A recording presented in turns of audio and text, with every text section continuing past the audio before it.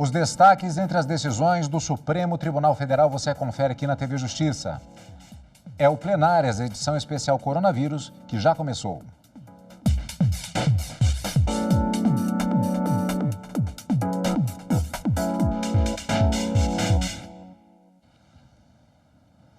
Hoje, neste dia 30 de março de 2020, nós estamos ao vivo com a cobertura da TV Justiça durante o combate ao coronavírus. No plenário de hoje, vamos conferir algumas das decisões da Suprema Corte Brasileira sobre temas relacionados à Covid-19. Para nos acompanhar, os nossos convidados, que eu apresento ao telespectador agora. Gustavo Machado, procurador do Distrito Federal, e Cláudio Santos, advogado da área trabalhista, que nos honram com a presença aqui nos estúdios da TV Justiça, se deslocando até o Supremo Tribunal Federal em plena crise da Covid-19. Já mantida a distância que foi prevista justamente atendendo os parâmetros técnicos para que possamos fazer a nossa entrevista de hoje. Mais uma vez agradeço a presença de ambos. Bom, antes de começarmos a nossa conversa de hoje, eu gostaria de chamar uma reportagem porque já dando justamente um dos temas a serem abordados entre as decisões tomadas pelos ministros do Supremo, vale também questões que estão incidindo, que serão debatidas pelos ministros ou que já foram debatidas também. No meio de todas essas questões da Covid-19, o ministro Alexandre de Moraes, do Supremo Tribunal Federal, autorizou que o governo deixe de cumprir exigências da Lei de Responsabilidade Fiscal em medidas de combate ao novo coronavírus. O ministro atendeu a um pedido da Advocacia Geral da União. Com a decisão, o governo federal está autorizado a flexibilizar o cumprimento de artigos da Lei de Responsabilidade Fiscal e da Lei de Diretrizes Orçamentárias. A medida, no entanto, só se aplica em casos de combate ao novo coronavírus no país. A liminar só vale enquanto o Brasil enfrentar situações de emergência em saúde e estado de calamidade pública.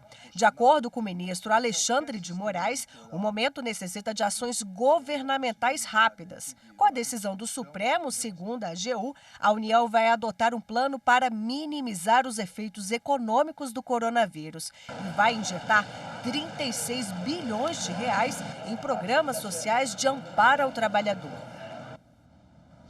Uma questão curiosa que eu tinha na época que fazia a faculdade de Direito, mas já trabalhando como jornalista, eventualmente eu já perguntava para algumas pessoas que já estavam recém-formadas ou que colegas de faculdade e que faziam uma gozação comigo, usando um termo jurídico assim. O problema é que vem o nobre jornalista e pergunta à insigne advogada da área penal questões trabalhistas.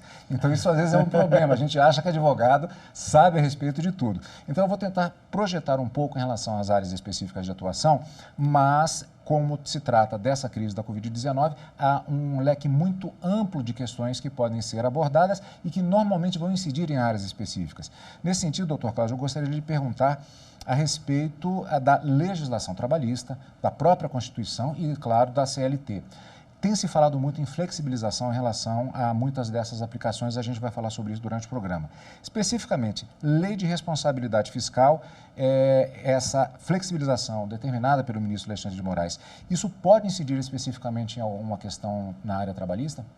Boa tarde, Cadu. Boa tarde, Gustavo. Boa tarde.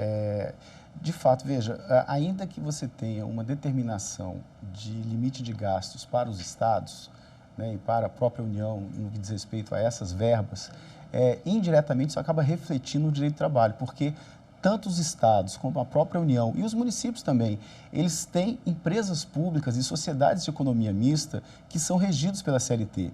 Então, portanto, quando você tem uma medida dessa que assegura que vários recursos que antes estavam represados serão destinados aos estados e aos municípios, no caso a União, para poder aplicar no combate à pandemia, você tem um reflexo indireto, na medida que você vai permitir, inclusive, o pagamento de salários. Inclusive, por exemplo, nós temos a Empresa Brasileira de Serviços Hospitalares, né? É uma empresa de âmbito nacional, empresa pública, que cuida dos hospitais universitários. Então, essa empresa será beneficiada para atender exatamente na ponta onde os cidadãos, enfim, as pessoas estão buscando serviço médico para atender nessa pandemia. Então, ainda que você tenha uma coisa direta ao orçamento, ao direito financeiro, ao direito econômico, afeta, sim, diretamente na questão trabalhista nesse aspecto. E também, como a gente vai aprofundar aqui, em outros aspectos também para a própria iniciativa privada.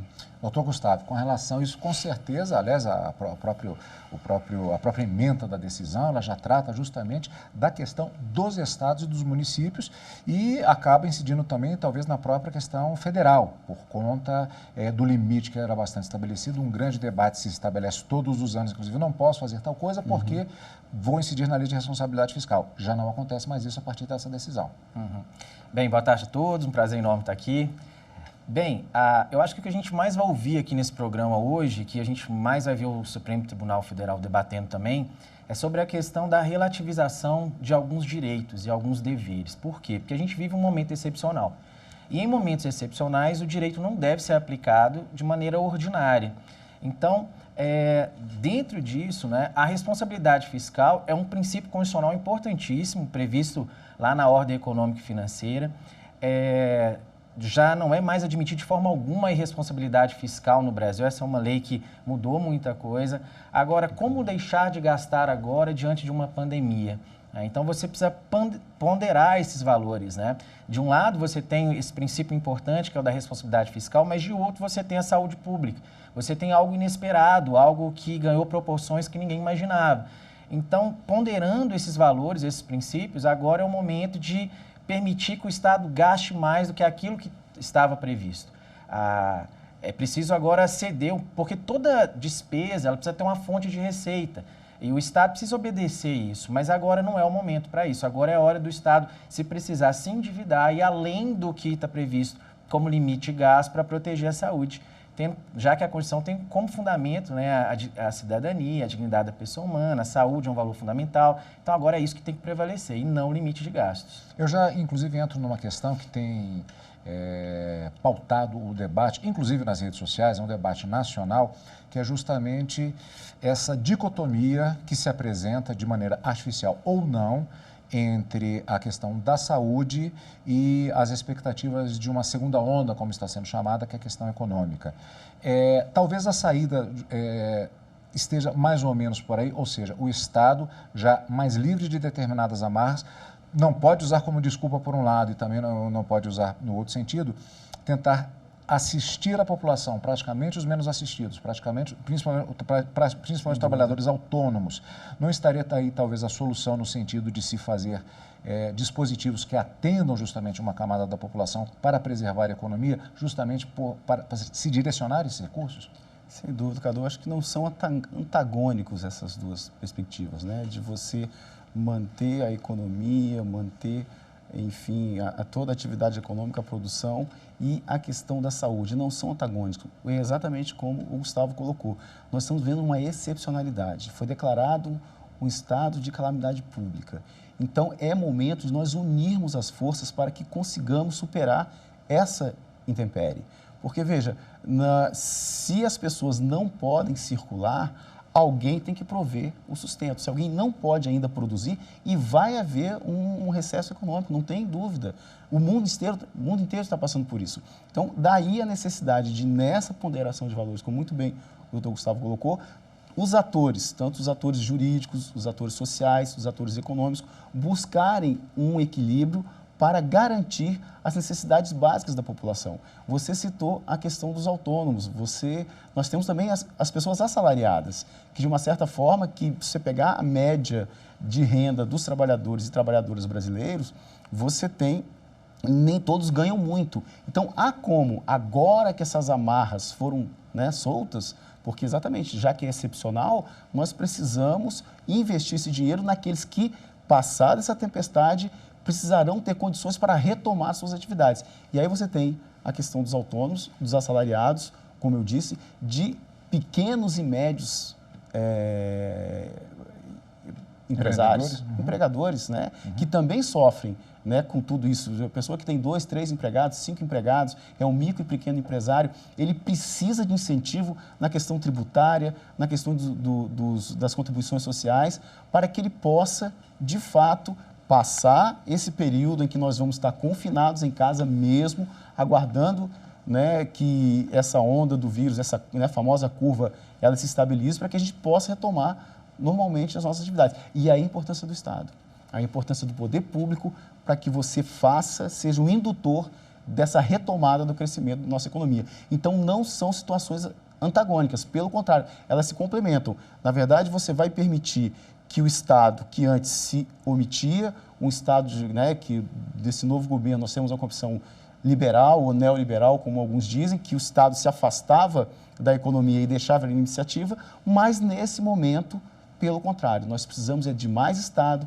mais investimento social para que a gente consiga superar essa pandemia. E aí sim, depois retomarmos. Tanto que todas as medidas são temporárias.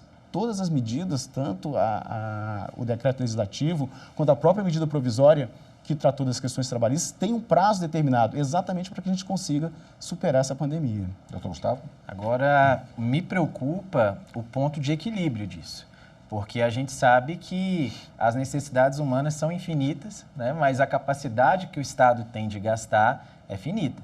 Então, eu concordo quando você diz que agora é o momento de um Estado indutor mesmo, do Estado conseguir dar esse colchão de amparo, principalmente para as pessoas mais simples. Agora, sem desviar do controle da inflação lá na frente, porque quando o Estado cria gasto, ele gera inflação, então ele vai ter que ter cuidado com esse controle, né? Sem sair de uma responsabilidade fiscal, se a lei agora está sendo afastada, pelo menos os princípios dela têm que ser observados, e as decisões supremas estão muito atentas a isso, já que os ministros têm limitado todos esses gastos ao combate ao coronavírus, para que não vire, né, aí uma festa, né, com dinheiro público. E a questão que a gente está vendo, os debates, inclusive na imprensa, governo, governadores, é isso, é como achar esse ponto de equilíbrio. Porque também, se a gente se despreocupar demais com determinadas situações, há outros direitos fundamentais lá no futuro que precisam ser garantidos, como o emprego, como a educação, como a religião, vários outros direitos fundamentais que hoje estão cedendo para o combate ao coronavírus, mas que tem que ser uma preocupação constante do Estado. Então, eu acho que hoje o que a gente mais precisa debater, o que a gente precisa mais se preocupar é com esse ponto de equilíbrio. Eu não vejo com bons olhos permitir que o Estado agora faça tudo também, né?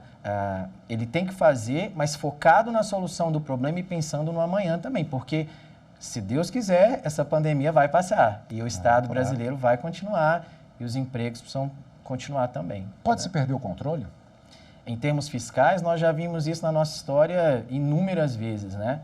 De controle. E o descontrole fiscal necessariamente vem com inflação, com perda da capacidade de pagamento das pessoas mais simples do país. Você acaba gerando uma instabilidade política, aumento da violência com o desemprego.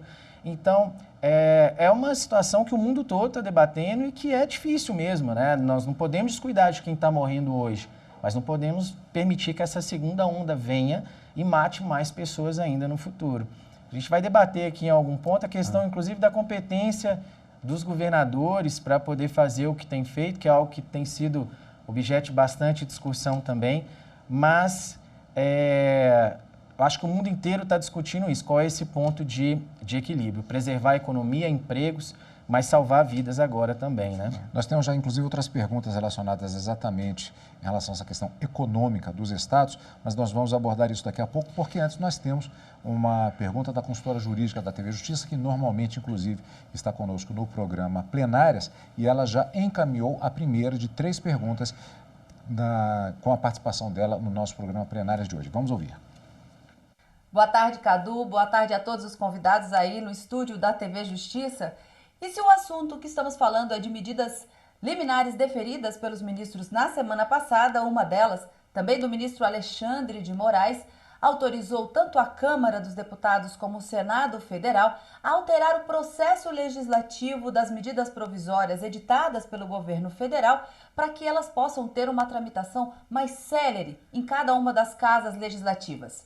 Eu gostaria que os nossos convidados nos explicassem o que diz a Constituição acerca do devido processo legislativo para a transformação de uma medida provisória em lei definitiva ou temporária e de que maneira essa decisão do ministro Alexandre de Moraes, pautada nas circunstâncias da excepcionalidade e da imprevisibilidade dessa calamidade pública que estamos enfrentando, autorizar um processo legislativo diferenciado. Qual foi o ponto da decisão exatamente que o ministro Alexandre de Moraes permitiu à Câmara e ao Senado para que essas aprovações e essas análises sejam mais céleres?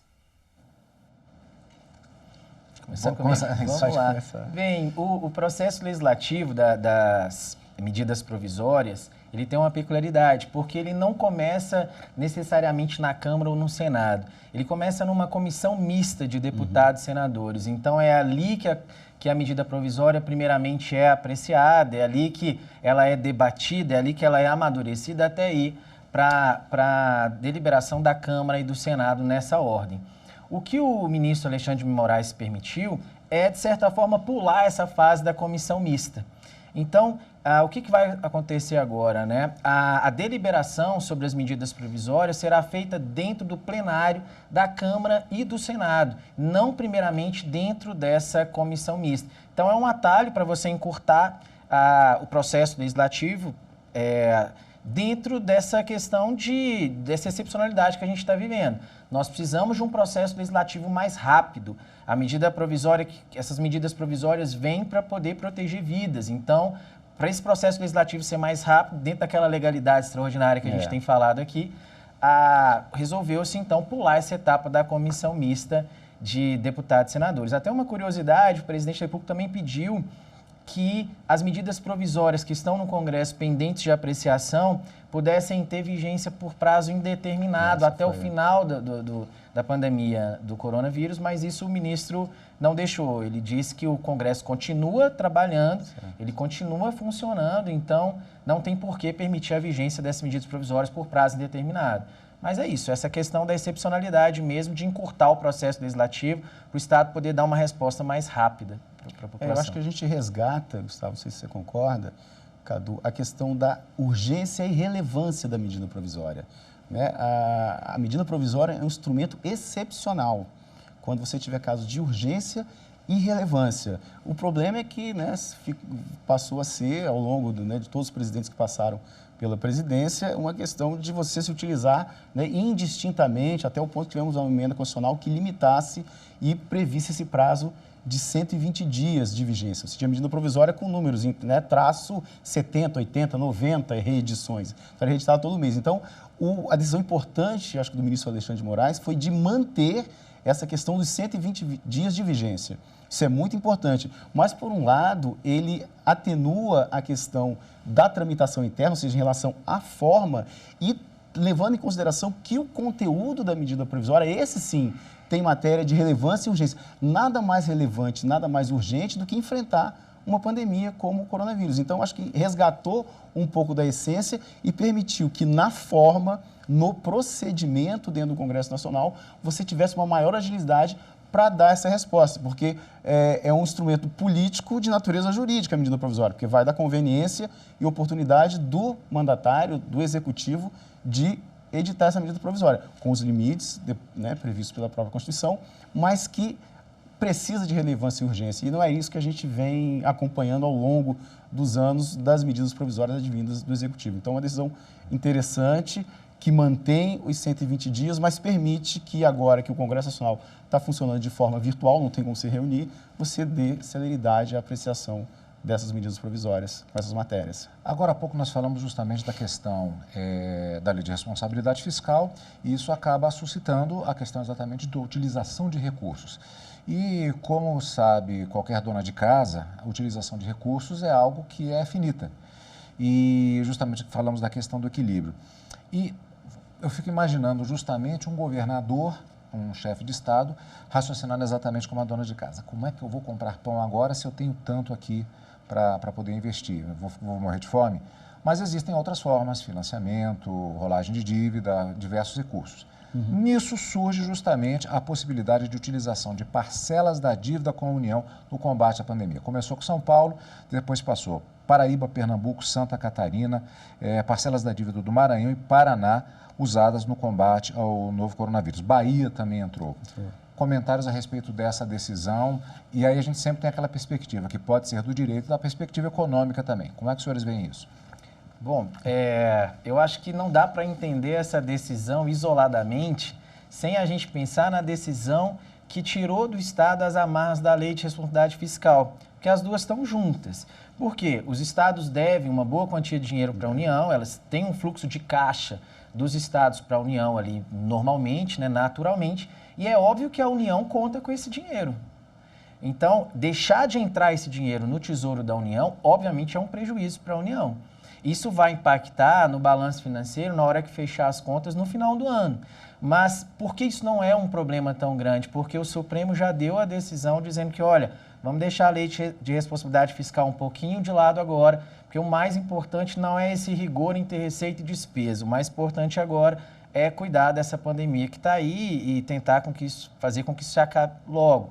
Então, nesse momento, o que é mais importante? O pagamento das dívidas pelo Estado, ou que os estados tenham esse espaço fiscal para poder comprar ali os respiradores, melhorar as UTIs, garantir um acesso rápido à população, aos testes do Covid-19. Então, o Supremo, mais uma vez, ponderando valores, disse, olha, não é que o Estado não tenha que pagar, mas enquanto a gente estiver nessa situação, o mais importante é que o Estado tenha saúde fiscal para investir na saúde ali no seu Estado, e não que ele pague a União.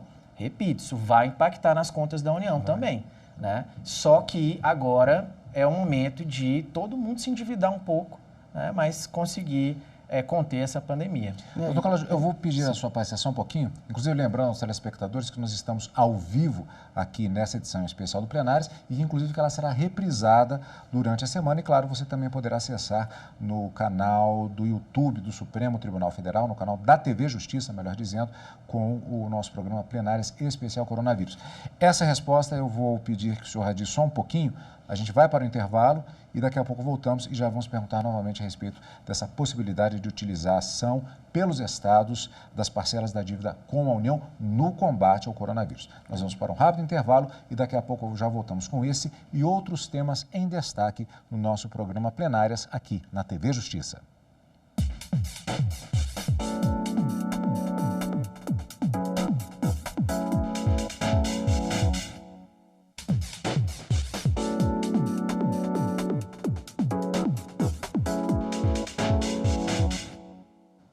Estamos de volta com o especial do Plenárias Coronavírus, a cobertura, inclusive nesse período em que nós não temos as sessões presenciais do Supremo Tribunal Federal, embora tenha sido aprovada inicialmente a realização de sessões com a presença dos ministros, a presença física, a primeira estava marcada para quarta-feira, dia 1º, mas houve uma opção já em decisão de sessão administrativa da realização não do chamado plenário virtual, mas de teleconferência, que é diferente do plenário virtual, que continua tendo validade e que ganhou mais poder em termos de jurisdição para as decisões tomadas por meio do chamado plenário virtual. Mas esse é um tema que a gente ainda volta, porque antes eu gostaria de retomar, dessa vez com a resposta do Dr. Cláudio, com relação ao tema que nós vimos sobre a possibilidade de utilização de parcelas da dívida com a União no combate à pandemia. Houve, primeiramente, a decisão com relação ao Estado de São Paulo e isso já foi estendido também por decisão judicial também, autorizando que outros estados se utilizem dessas parcelas da dívida com a União no combate ao coronavírus. Quer dizer,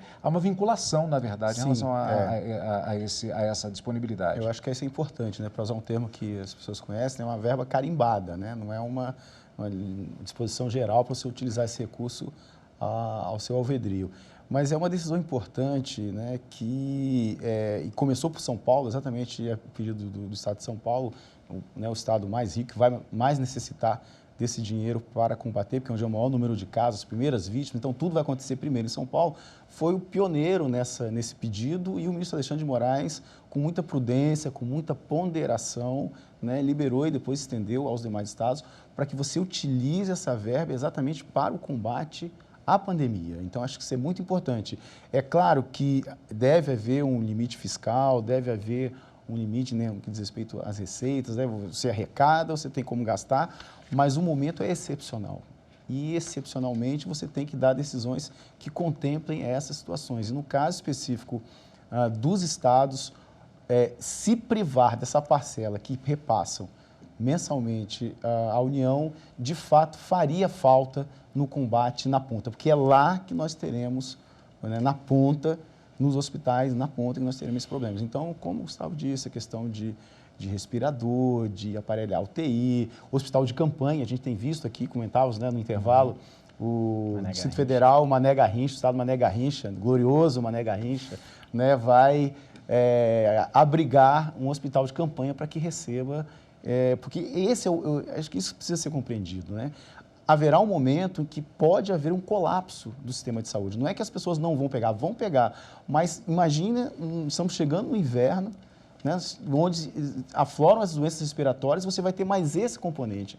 Então, nós precisamos estar preparados para que quando esse pico da curva atingir com as outras doenças respiratórias, com os outros adoecimentos, o nosso sistema de saúde tenha condições de absorver essa demanda. Não vai ser possível, teremos hospitais de campanha. Daí a necessidade desse dinheiro para que seja investido nesse procedimento. Inclusive, Carlos, me permite, um ponto importante dessa decisão, dentro disso que a gente está falando, é aquilo que eu tinha comentado, de você afastar a lei de responsabilidade fiscal, mas não afastar os princípios dela. Tanto que o ministro, na decisão, ele diz expressamente que o Estado vai ter que comprovar que está usando aquela parcela que ele deixou de passar para a União, para o combate ao coronavírus. Então, eu entendo, por exemplo, que ele pegar essa parcela que ele está deixando de pagar, sei lá, para pagar um fornecedor que não tem nada a ver com o combate do coronavírus, ali da Secretaria de Saúde, que não vai impactar em nada, o Estado não vai poder fazer isso. O Estado vai ter que realmente carimbar o dinheiro, como o Dr. Cláudio falou, né, para o combate ao coronavírus, vai ter que demonstrar isso depois sob pena de responder pela lei de crime de responsabilidade fiscal. Olha só, a gente vai voltar em relação à questão das decisões especificamente, mas gostaria de abordar agora o fato de que a chegada do coronavírus ao Brasil lhe provocou mudanças na rotina de todos, inclusive aqui no Supremo Tribunal Federal, não só da TV Justiça. Servidores estão trabalhando em casa e os ministros se reúnem em sessões virtuais de julgamento. E para garantir a transparência durante o período de combate à Covid-19, o STF lançou um painel com informações atualizadas constantemente sobre processos que envolvem a pandemia. O painel Covid-19 permite acompanhar a tramitação de processos que envolvam casos relacionados à pandemia do novo coronavírus. Rapidamente, os interessados podem ver quantos e quais processos estão em tramitação e o número de decisões tomadas pelos ministros do Supremo Tribunal Federal. Além de permitir às partes acompanhar a situação de forma geral, também é possível optar pelo tipo de processo, como habeas corpus, mandados de segurança, reclamações e ações diretas de inconstitucionalidade.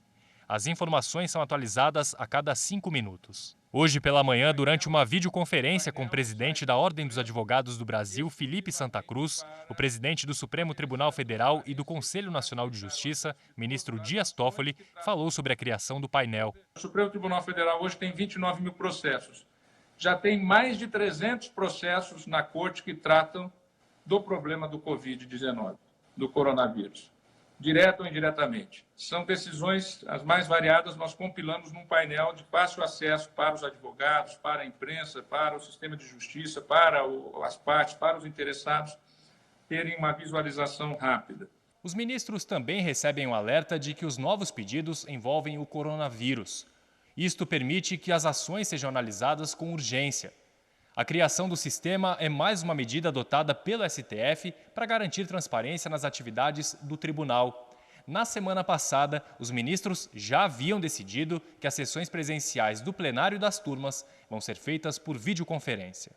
Evidentemente, com toda a tradição que temos de transparência, ou seja, uma videoconferência é ao vivo, como nós estamos fazendo aqui, e com a possibilidade também do advogado, através dos meios que a tecnologia nos permite, fazer a sua sustentação oral durante o julgamento, fazer uma questão de ordem ou pedir a palavra para esclarecer uma questão de fato durante o julgamento, ou seja, permitindo todas as funções essenciais da justiça de atuarem durante o julgamento, num julgamento por videoconferência.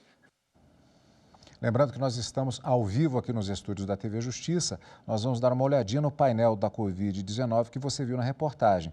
Então, nós já temos aqui alguns dados e, repito, insisto no fato de que nós estamos ao vivo nesta segunda-feira, dia 30 de março de 2020. Então, esses dados, se porventura o telespectador iria acompanhar durante uma das reprises do programa durante a semana, esses dados já estarão desatualizados, mas basta entrar no site do Supremo Tribunal Federal.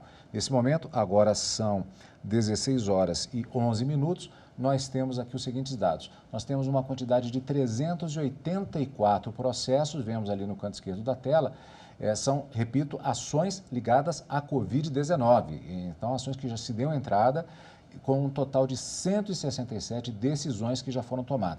Vale lembrar que nós vimos esse mesmo painel na edição do Jornal da Justiça, primeira edição de hoje, e se verifica aqui, no caso, o progresso que tem havido tanto do ponto de vista das ações nas quais se deu entrada no Supremo Tribunal Federal sobre a Covid-19 e também o número de decisões. Então, há um andamento. Eu não lembro agora, era 300, talvez 320, eu não lembro direito agora realmente, e um total de 140 decisões que haviam sido tomadas, isso por volta da 1h da tarde. Então, se verifica que há um andamento constante, tanto no número de ações sobre a Covid-19 que entraram no Supremo Tribunal Federal, quanto com relação às decisões. Aqui nós temos no lado direito da tela um painel em que mostra os tipos de decisões. No caso, por exemplo, a maior quantidade é de negativa de segmento.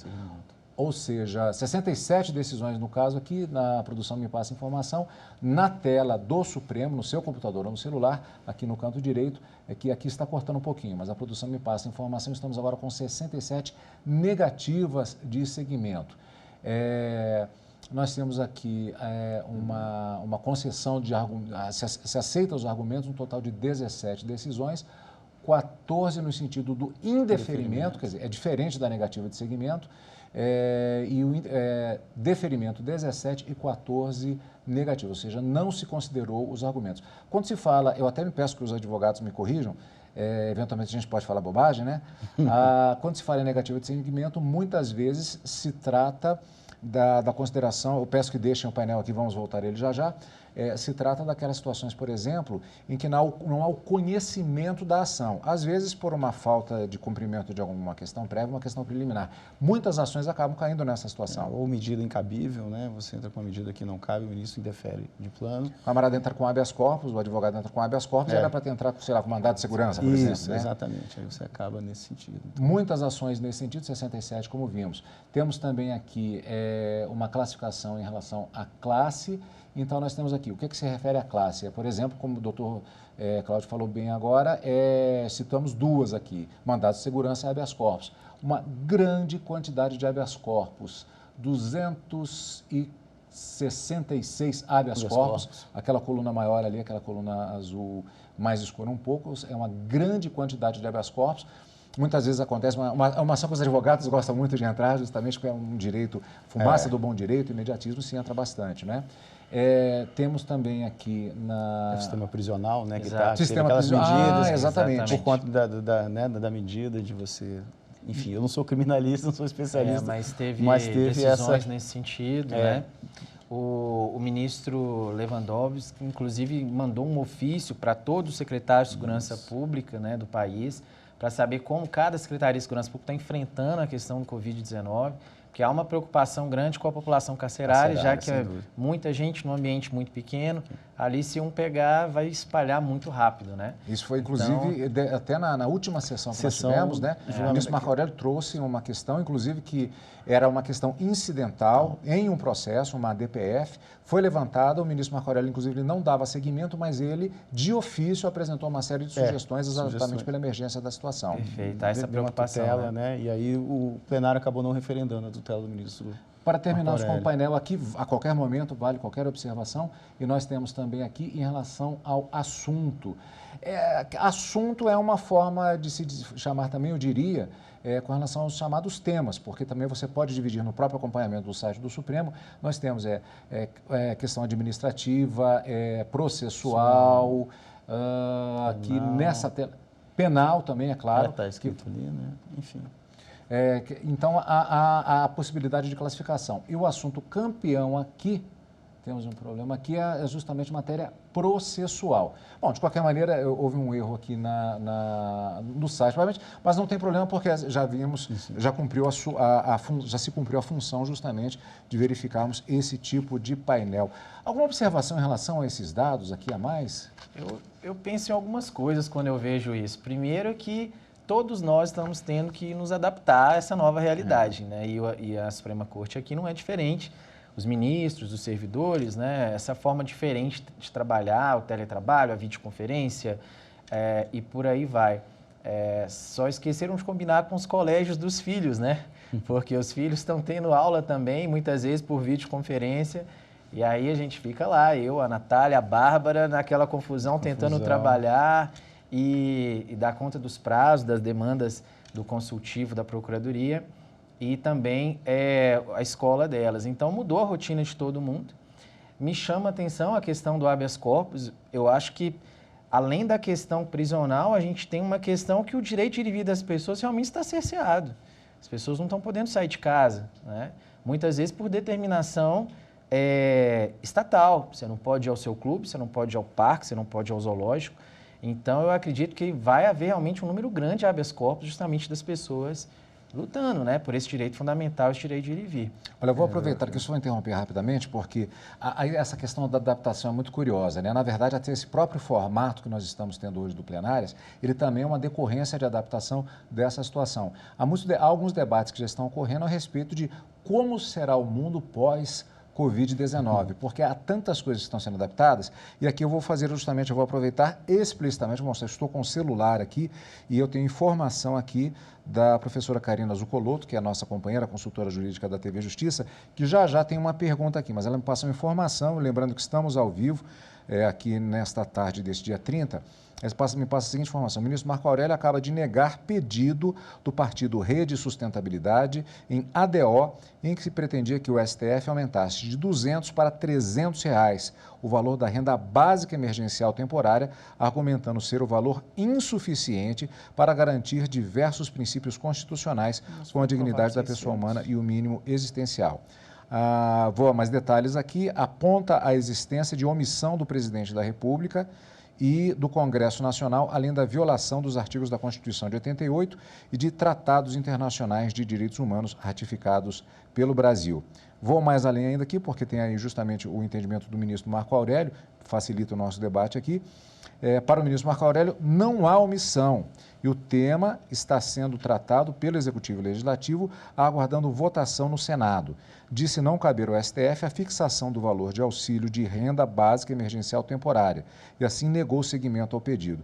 Há uma série de questões aqui interessantes. Aquilo que nós começávamos, a sua primeira pergunta, né, que era que isso que foi aprovado agora e está dependendo da votação do Senado, é a renda mínima para os autônomos, né, para aqueles que não têm carteira assinada, e o Congresso, a Câmara aprovou em R$ 600, né, a proposta do governo era de 200, mas o Congresso aumentou para R$ 600 e está pendente agora apenas de decisão do Senado Federal para que seja implementada. E aí como vai se implementar essa transferência de renda a esses autônomos, essas pessoas, né, que não têm condições, enfim, que estão impossibilitadas de trabalhar exatamente pela pandemia. Então, na verdade, a restrição à circulação e à aglomeração de pessoas é uma medida excepcional por conta da pandemia, né? É claro que temos um problema com os colégios, né? Aquela situação. Eu sou professor do UniCeub, estou dando aula, né?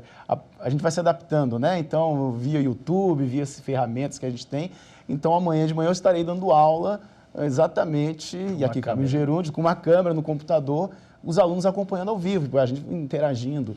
Então, na verdade, você tem aquilo que você perguntava, como vai ser o mundo pós-Covid-19, já que a gente tem essas situações excepcionais, né? Até fazer uma observação só em relação a esse tema específico, nós tivemos hoje também aqui a entrevista justamente com um doutor em Psicologia da Educação, dentro de um programa também criado especialmente para essa crise, que se chama exatamente Coronavírus. E foi exatamente a respeito do ensino à distância que se torna uma ferramenta com desafios a serem preenchidos justamente. Quer dizer, com relação era até o professor falou, em relação às faculdades, embora tivemos um depoimento de um aluno de direito que se queixava um pouco de algumas necessidades de adaptação, mas o problema principal, ensino fundamental e acesso à internet, a questão da própria exclusão digital em localidades onde isso é mais difícil. Então, o mundo, como será o mundo depois dessa crise? Sem dúvida, né? Nesse ponto aí. Mas, assim, só para a linguagem jurídica, às vezes ela é um pouco complicada, então só para a pessoa que está nos vendo aí de casa, às vezes não tem formação jurídica, a ADO é uma ação direta de inconstitucionalidade por omissão. Né? E o que o ministro Marco Aurélio disse, na minha forma de pensar muito acertadamente, é que não há omissão, já que o Estado está tratando isso, o Executivo e o Legislativo estão vendo qual é o valor que pode ser dado. A interferência do Judiciário nesse tipo de questão tem que ser com o máximo de cautela possível. Normalmente é na defesa de direitos fundamentais, que já estão ali maltratados, porque existe um limite, né, de gastos, e esse limite quem tem o controle é o Poder Executivo e o Poder Legislativo, que, aliás, são as pessoas que foram eleitas para decidir como nós vamos gastar o nosso dinheiro. Então, por isso que o Judiciário tem esse cuidado de interferir nesse tipo de questão, e a decisão do ministro é, na minha visão, muito acertada, porque ele reconhece que o Executivo e o Legislativo estão tratando da matéria, então não tem omissão, não tem por que julgar essa ação procedente. Interessante. Eu gostaria de insistir, inclusive, nessa questão, porque é algo, inclusive, nós tentamos fazer no Plenárias e no Direto do Plenário, que é o programa das sessões ao vivo. Alguma pessoa pode justamente verificar assim, não, mas se pedir um aumento para o trabalhador, e é muito comum, principalmente em época de fake news e redes sociais, dizer assim, nossa, mas o Supremo Tribunal Federal está trabalhando contra o trabalhador, contra a pessoa que poderia receber esse benefício. Mas tem a questão justamente do ato do juiz se restringindo ao que é pedido na ação. O que foi dito exatamente? É uma ação que afirma que houve uma omissão. Se o tema está... Me corrijam se eu estou fazendo uma afirmação para ver se ela está correta, tentando traduzir para o telespectador. Alegou-se que houve uma omissão em não ter se dado um valor maior. Como o tema está em debate no Legislativo e no Executivo, então não haveria, no entendimento do ministro, que se falar em omissão. Seria essa uma definição? Exatamente isso. E até porque o valor aprovado foi até maior do que foi pedido na ação, pelo visto. Né? Pediu-se o aumento de R$200 para R$300 e o valor que o Congresso Nacional chegou na Câmara foi até maior. Então, de fato, concordo, Gustavo, não houve omissão, não caberia ao Supremo impor ao Executivo imediato gasto. Haveria até uma perda de objeto, no caso. A separação dos poderes. Sem dúvida. E nesse caso, diferentemente daquilo que a gente vem discutindo, da lei de responsabilidade fiscal, da questão dos estados, que aí é outra situação, né, excepcional, mas que nesse caso específico da verba que vai para essas pessoas, né, desassistidas, não vem ao caso. É a Karina Zucolotto passando justamente, obrigado Karina, ela está acompanhando o nosso programa aqui ao vivo e já fez uma contribuição prévia também com perguntas direcionadas sobre os temas relacionados às decisões do Supremo Tribunal Federal. Temos mais uma pergunta da Karina Zucolotto, vamos ver qual foi esta pergunta, mais essa contribuição.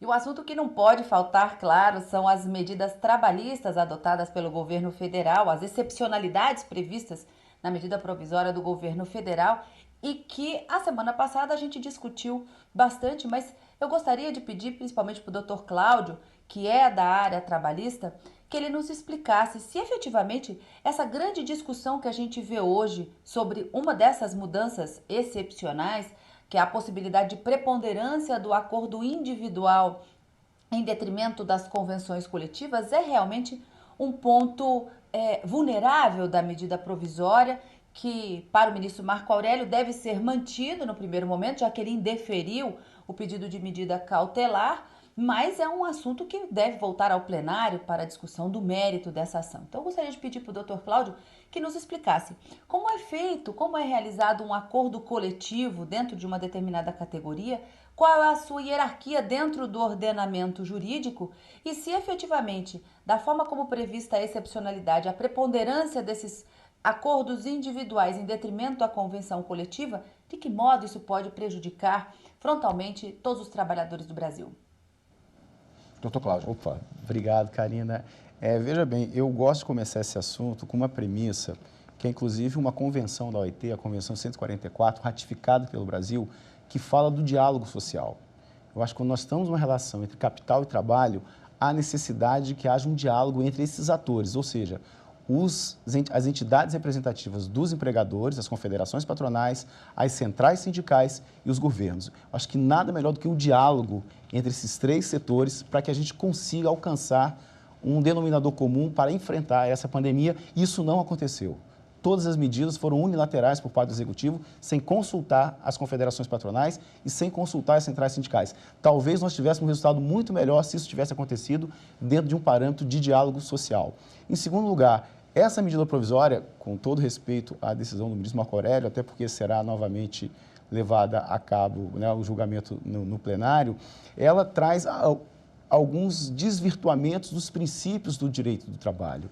Então, você tem alguns aspectos ali que, é claro, é para enfrentar a crise, Todos temos que dar uma cota de sacrifício? Sim, todos temos que dar uma cota de sacrifício, mas ela acaba por desvirtuar esse entendimento, os princípios principalmente, porque ela estabelece a prevalência do contrato individual em relação ao contrato coletivo e à própria legislação.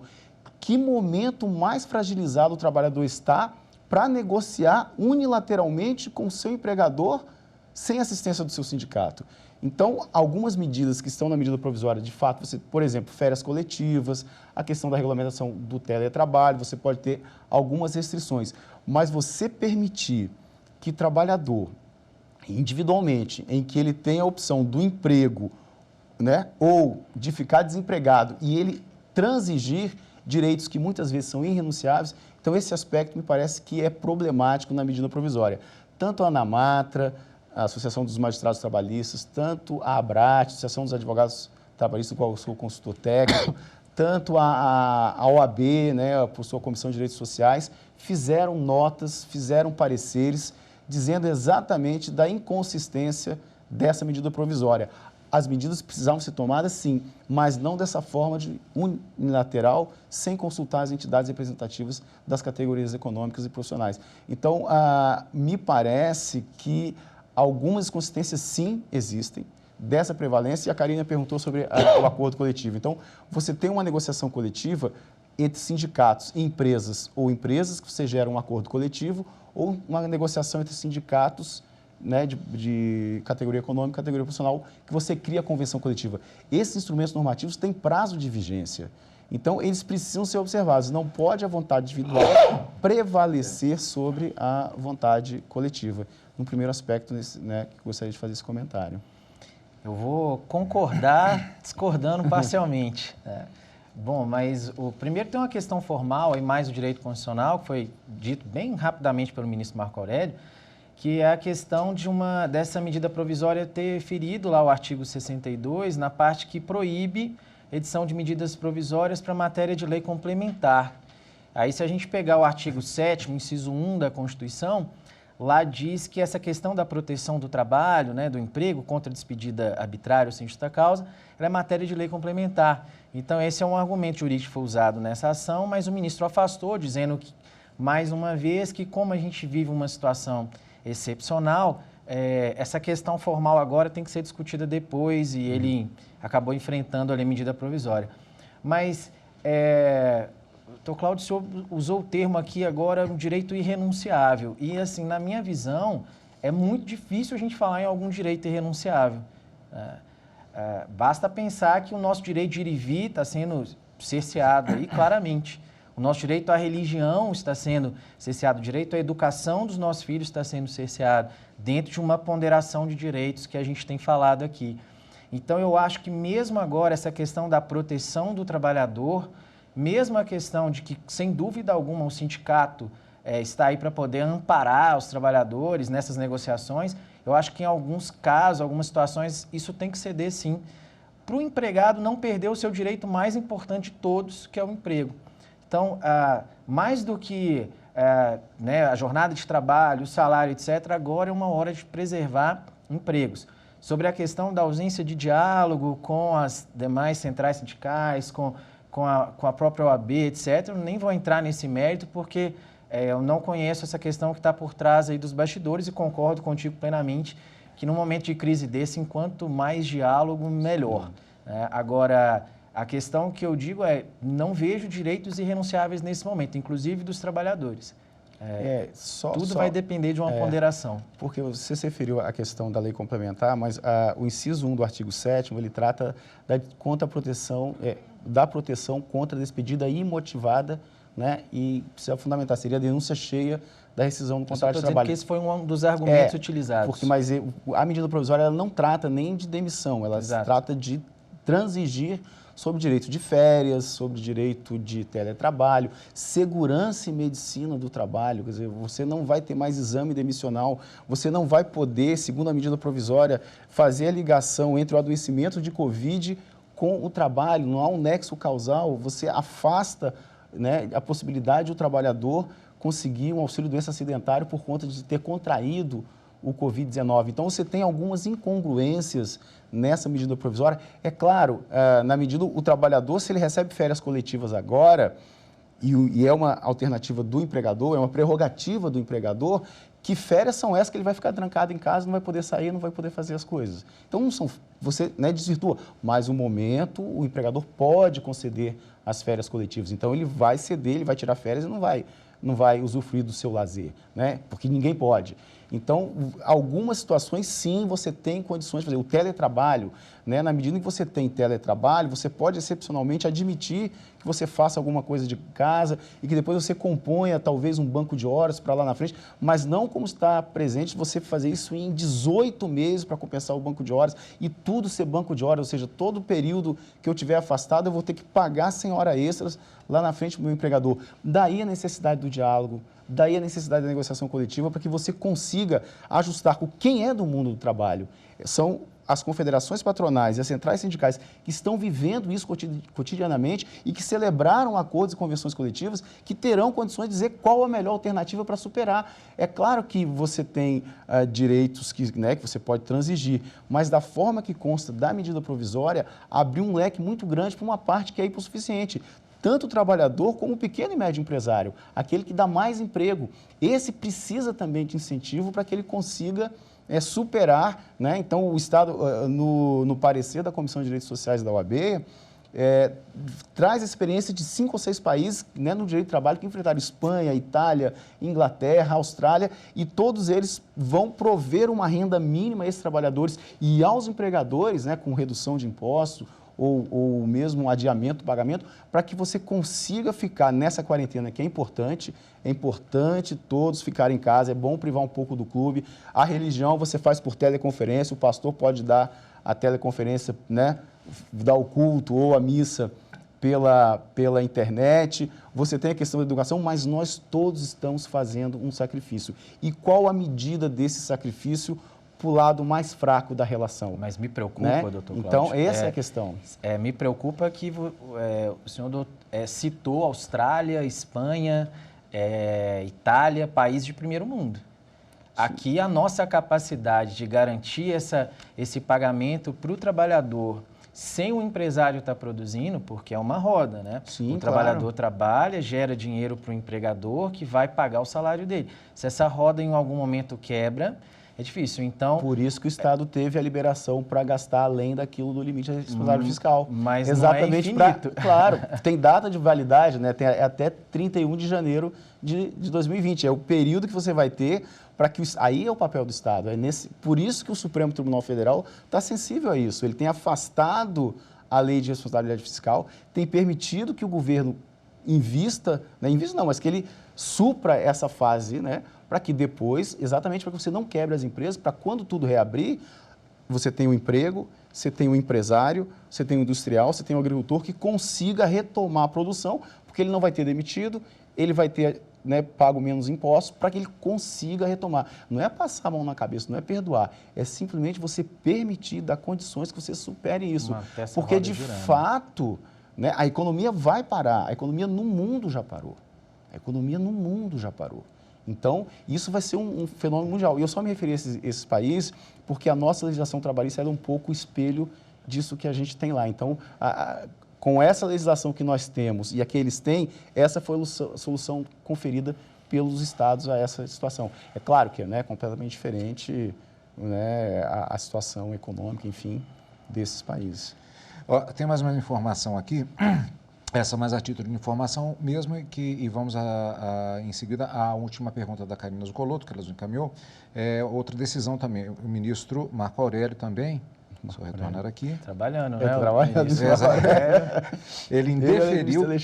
Na verdade, tem a ver, por isso que eu digo, acho que ela não acrescenta propriamente uma informação em relação a esses pontos que foram colocados, mas é interessante que se trata exatamente da medida provisória 927. Ele indeferiu o pedido de medida cautelar do partido Rede Sustentabilidade, que pretendia ver suspensos dispositivos exatamente da medida provisória, tratando de medidas trabalhistas para o enfrentamento do estado de calamidade pública. Aqui há uma questão mais técnica, ele reiterou quanto já foi decidido na ADI 6342 e manteve a validade da medida provisória durante a pandemia do coronavírus. questão, vimos ali... Outra DIN, deve ter sido outra DIN, né, questionando. E aí tinha aquele artigo, né, o artigo 18, que suspendia os contratos de trabalho sem salário. Né? E esse então, foi esse não durou 24 horas, tamanha a... Viraria uma ação direta de constitucionalidade, com toda certeza. Agora, tamanha a incongruência do dispositivo, você ficar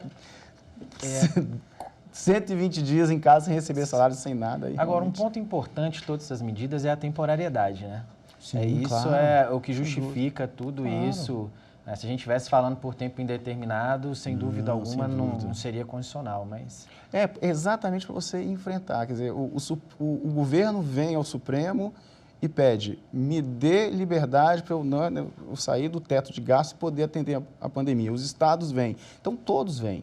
Então, é excepcional. Passando isso, porque se nós não deixarmos o caminho pavimentado para que depois que passar essa pandemia, nós não conseguimos retomar a atividade econômica, aí teremos mais um ano de crescimento, aliás, de menos crescimento, o crescimento inferior que tivemos agora, de 1,1 do PIB, sendo que os 2 anos anteriores tinha sido 1,3, mesmo sem reforma da Previdência, o Brasil cresceu 1,3. Com a reforma da Previdência, cresceu 1,1. Então, nós teremos um decréscimo e vamos precisar dessas condições para retomar o crescimento, quer dizer, para que a indústria volte a produzir, a agricultura e os serviços retomados, né? Eu teria mais uma pergunta ainda da Karina, mas eu acho que o nosso tempo já está bastante no limite. Então, a Karina, de qualquer maneira, vou ficar devendo para ela agora. De qualquer maneira, participação direta aqui, ela passou informações para a gente ao vivo, lembrando que o programa está ao vivo, mas ele será reprisado na nossa grade de programação e aí uma relativização que o telespectador fará justamente em função de informações que estão em tempo real, agora durante a gravação, repetindo, na tarde deste dia 30 de março de 2020. É uma característica até das televisões a cabo, né? O reaproveitamento de programas, mesmo quando dá exibição ao vivo. Eu queria agradecer muito a presença do Dr. Cláudio, do Dr. Gustavo, que muito gentilmente estiveram presentes aqui, abrilhantaram justamente o debate. Debate esse que não se encerra, continuaremos acompanhando essa pandemia, esperando que isso chegue o mais rapidamente possível ao fim. Muito obrigado pela participação. Eu que agradeço. Obrigado, prazer. E agradecendo também a sua participação, como sempre, amigo da TV Justiça, que nos acompanha aqui no Supremo Tribunal Federal com relação às decisões e ao mundo do Poder Judiciário. Muito obrigado pela sua presença e continue conosco aqui na TV Justiça.